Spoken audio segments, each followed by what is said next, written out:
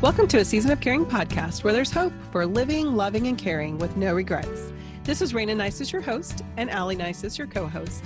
And we're here today to talk more about the tricks of dealing with stuff and handling a crisis from last week's podcast with Kathi Lipp. Hi, Aly. How are you doing today? I'm so good. Great. I really enjoyed Kathi's tips on how to deal with our parents' stuff.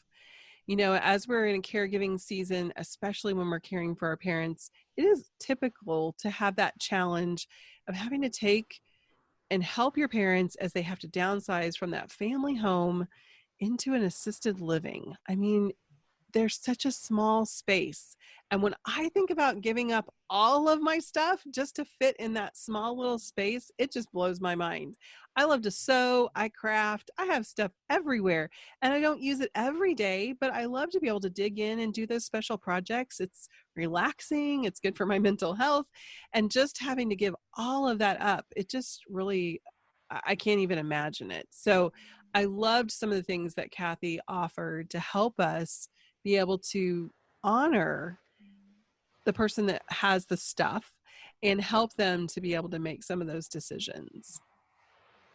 I agree. Like you said, I cannot imagine when especially if you're talking about living in a spot that you lived for 20 plus years, you accumulate a lot of things and they're going to have different meanings and different values, and it's going to all be important to you or it's not. And so when you talk about downsizing to sometimes like 200, 300 square feet, I mean, tiny little rooms, that's hard to decide what's going to stay and what's going to go. And I think it's hard as children to identify with what's so important to mom or dad in that situation too.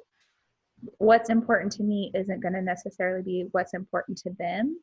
So I loved how Kathi talked about, hey, tell me the story behind this. Why is it important to you? Why do you want to keep it?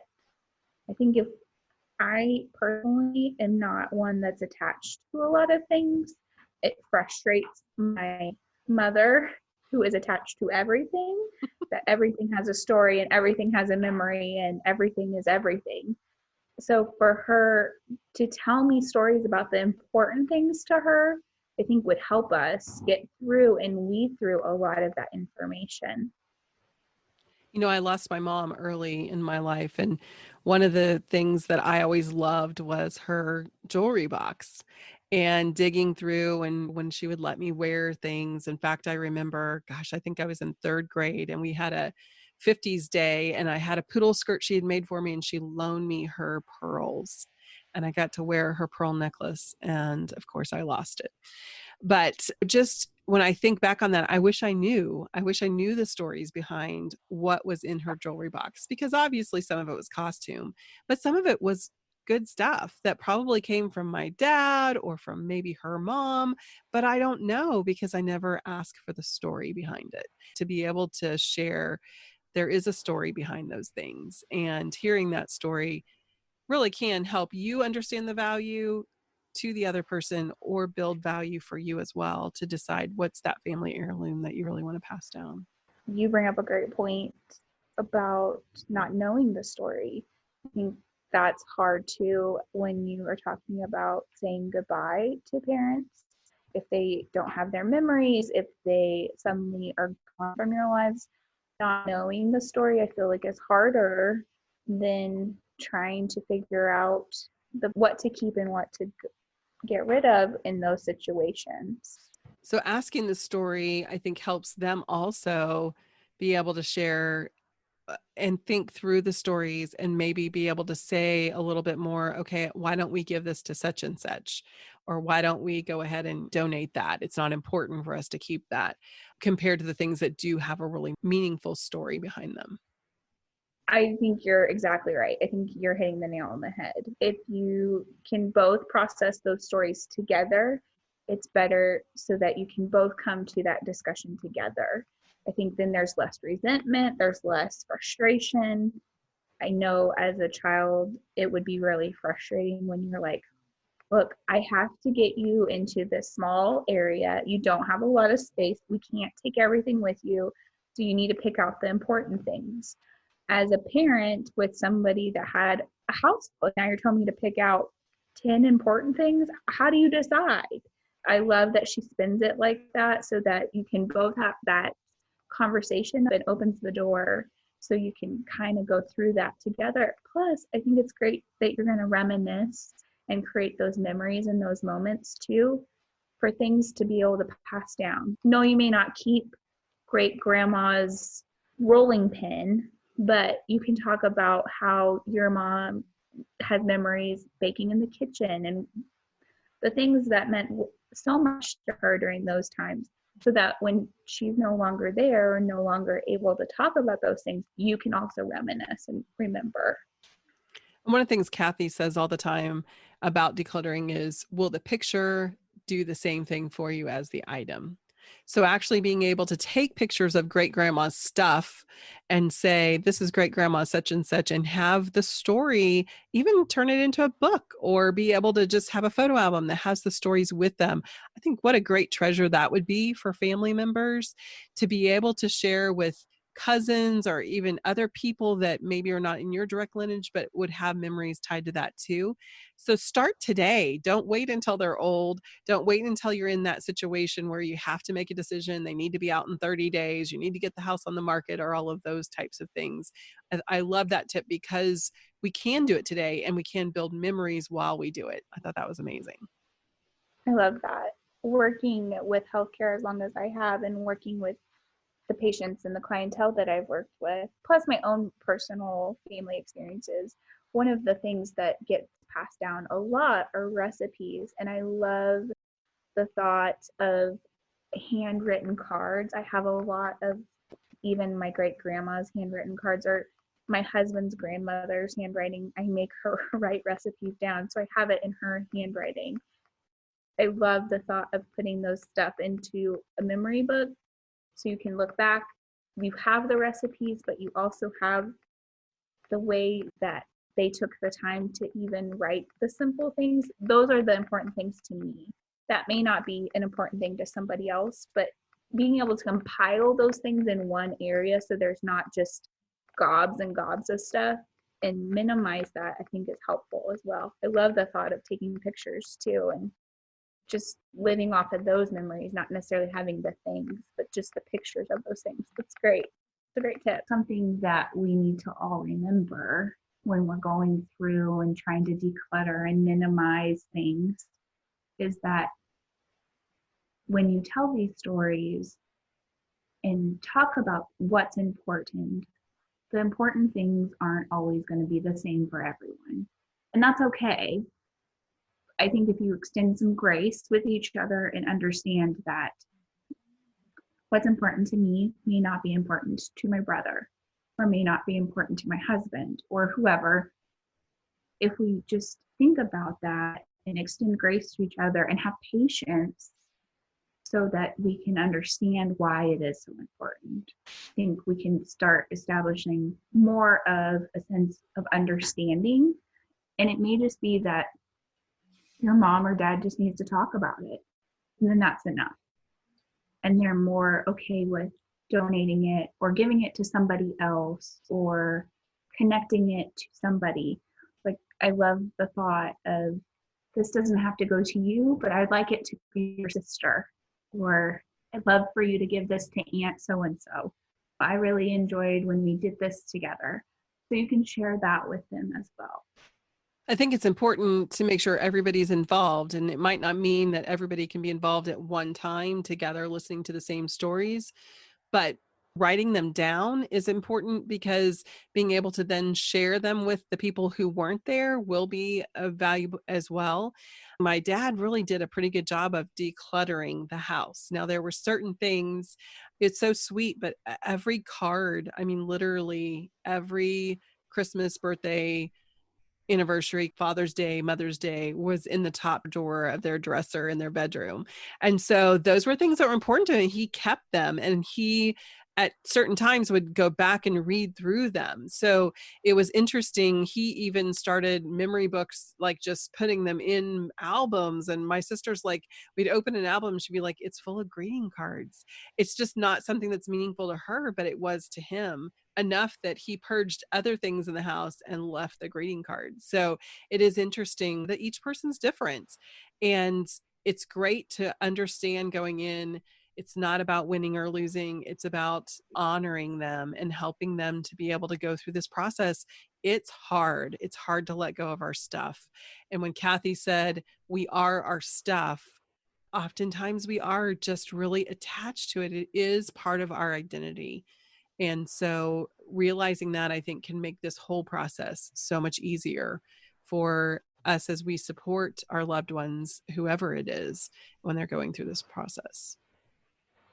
I also think that there's a lot of technology that can also help with decluttering and things like that. There's websites and things like Legacy Box is one where you can submit photos and videos and all of that. So talk about a box full of things can be combined down to one media file that you could share with everyone, that you can all look back on and reminisce and things like that, minimizing some space. One thing that I wish as a kid, like I lost my grandfather when I was in high school, and I wish that I would have heard more of his stories. Like I wish we would have done this with his things. I have things of his, a belt buckle that was his. I can remember him wearing it. I don't know where he got it or why he got it or anything like that, but I wish I knew the story behind that.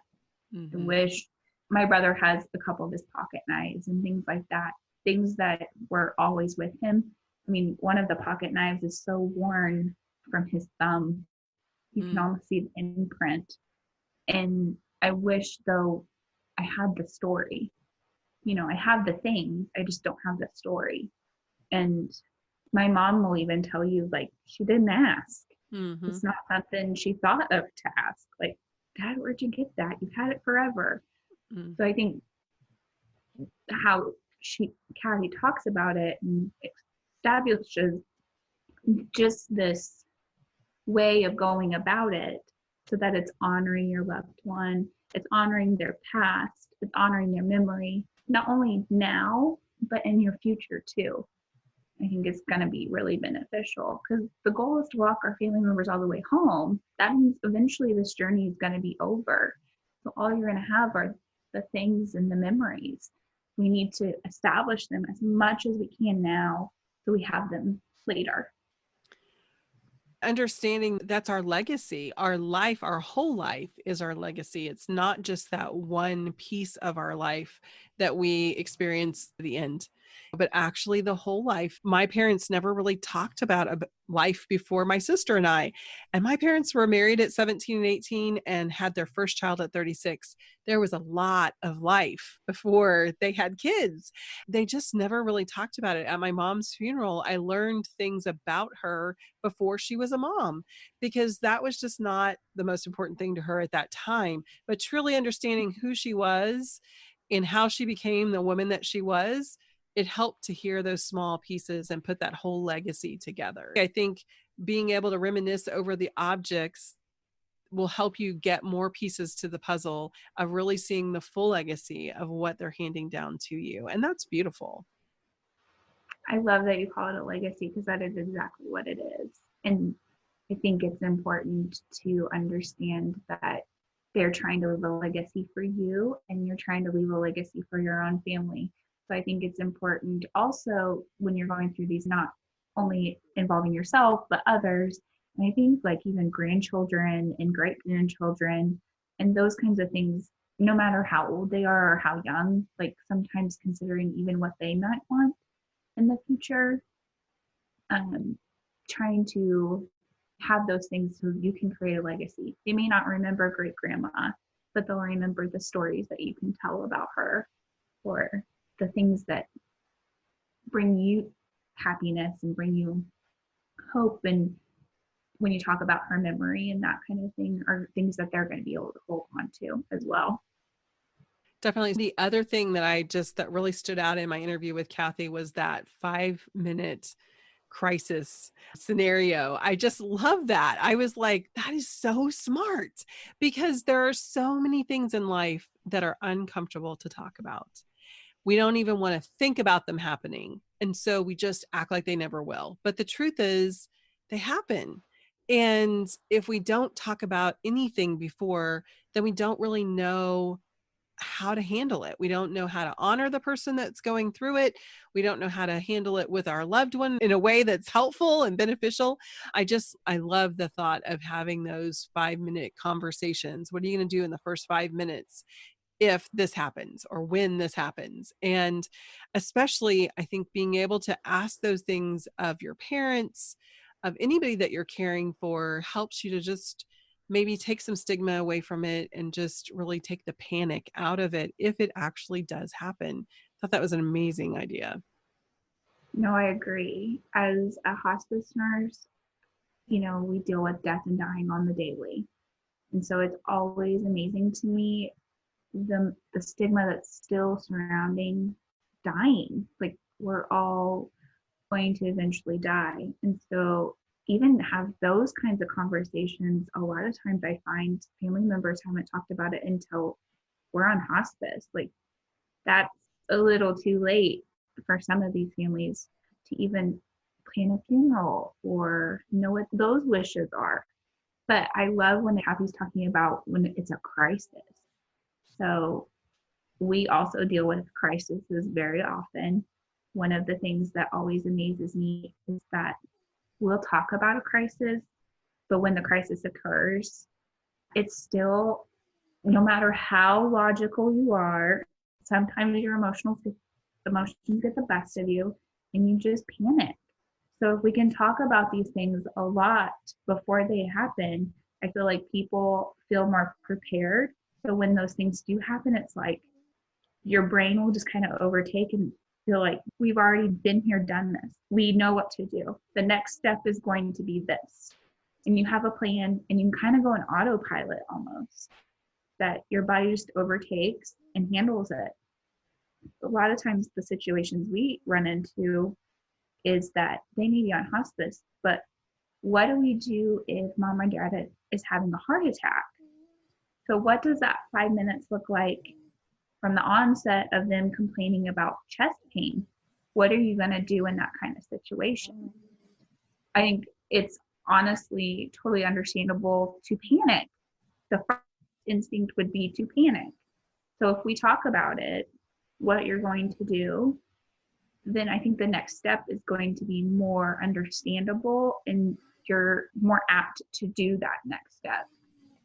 I know our experience with hospice, when they went through the intake paperwork, they said, here's the numbers and you're not going to call 911, you're going to call us. And they told us all those things. But I agree, it's in the moment, it's still just this, I have to save them. Your gut instinct is to go into that mode. I'm not ready for this. You can't leave me now. I mean, just those are all normal emotions. And I really can see where it would be helpful to not you say it, but for them to be able to say it. So if your dad were to experience chest pains, what would you do?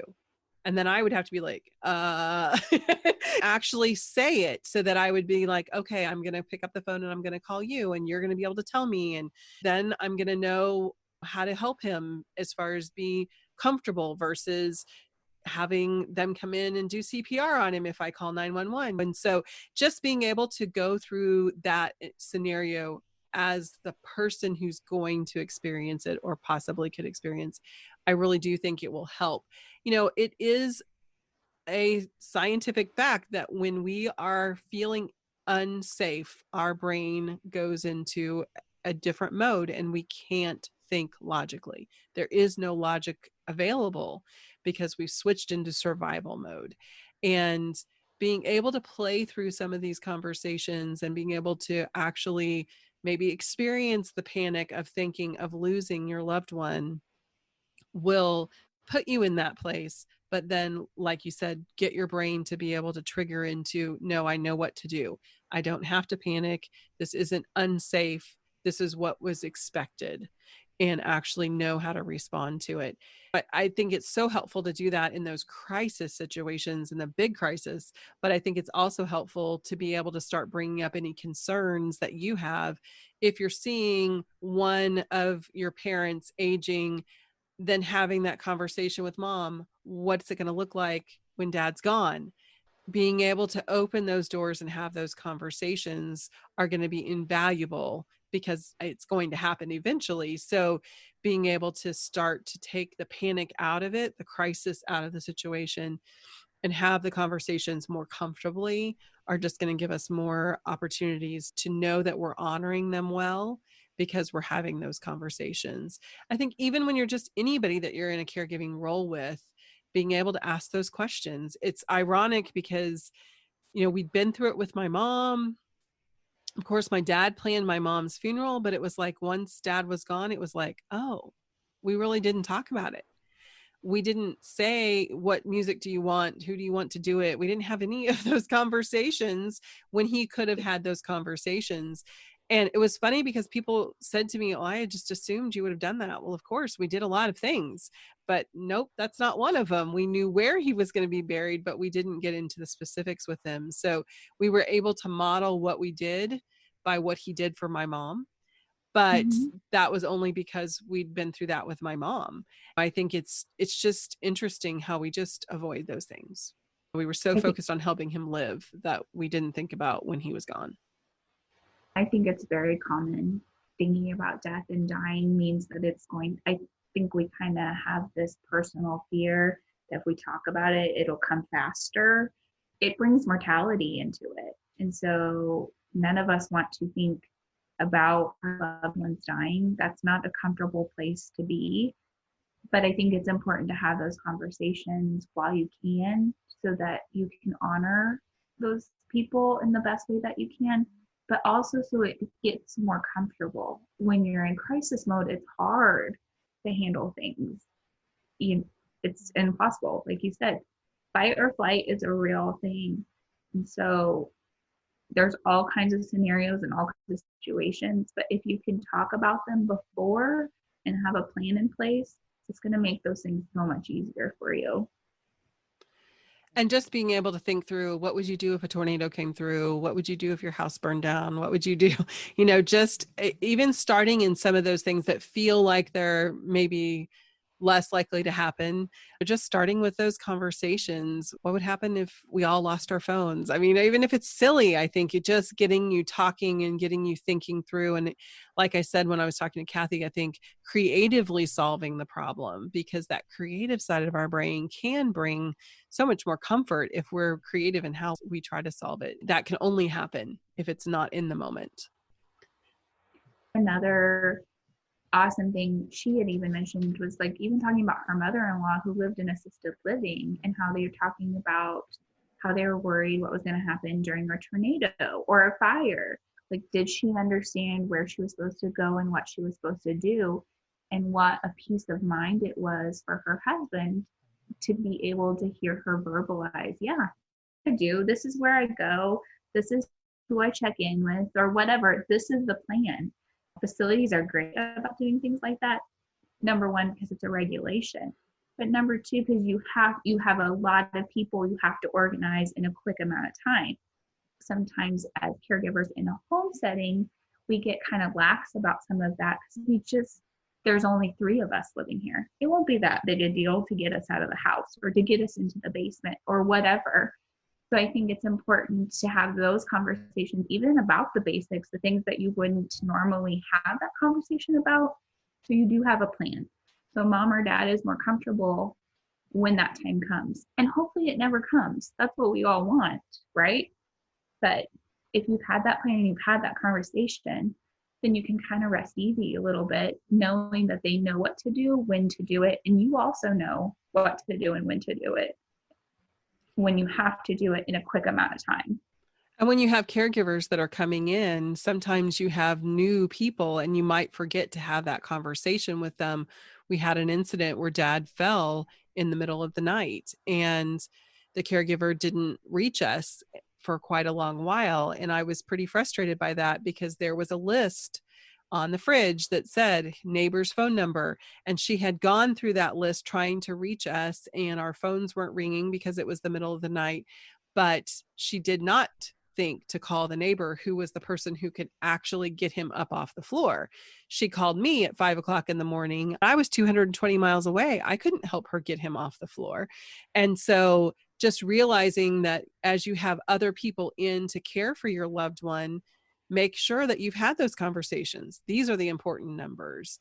This is the order of who I want you to call if anything were to happen, because like you said, we don't anticipate that it will, but we never know if it will or not. And making sure they are equipped and remember where they can find that information is so important, no matter who they are, whether it be another family member that's sitting with you, with your loved one, or if it's someone that's a paid person.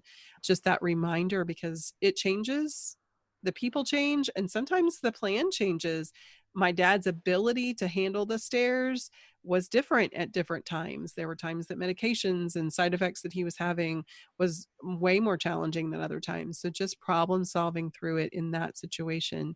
If your loved one's now in a wheelchair and they weren't before, you want to have those conversations and make sure you know where's the easiest way to get out of the house and how are we going to do that and where would we meet if there was a fire or whatever. So I just love that, talking through and making it like a game. I thought it was funny when she said that about, it sounds funny for it to be fun, but it can be fun when you're making it even kind of silly. So I agree. And I think she hit the nail on the head. Like when her husband came home and was like, okay, so let's talk about me losing my job. What are you going to do? And she says, panic. I'm like, exactly. That's exactly what I do. What do you mean? So to talk about before, you can talk about the logical ways that you can handle those situations. And I love that you talk about how it's important not only for your family to know, but if you have other people coming in and out, and where to find that information and how to handle all of those situations, I think is going to make everything more seamless and better for everyone. Happier, healthier relationships and happier, healthier caregivers makes that journey even easier for everyone. That's really what we want. Exactly. That's the goal. I just so enjoyed having Kathi on. She really came about it from a different perspective than some of our other guests, and it was just fun to see what her tips and ideas were. Again, her book is launching just next week on May 16th. And Ready for Anything, Preparing Your Heart and Home for Any Crisis, Big or Small. So be sure to check that out and learn more ideas from Kathi Lipp on how to get ready for crisis. Thanks so much, Aly. I think this was a really helpful episode today. I hope our listeners have enjoyed it. Just a reminder, A Season of Caring podcast is created for the encouragement of family caregivers. If you have medical, financial, or legal questions, please contact your local professionals. And take heart in your season of caring.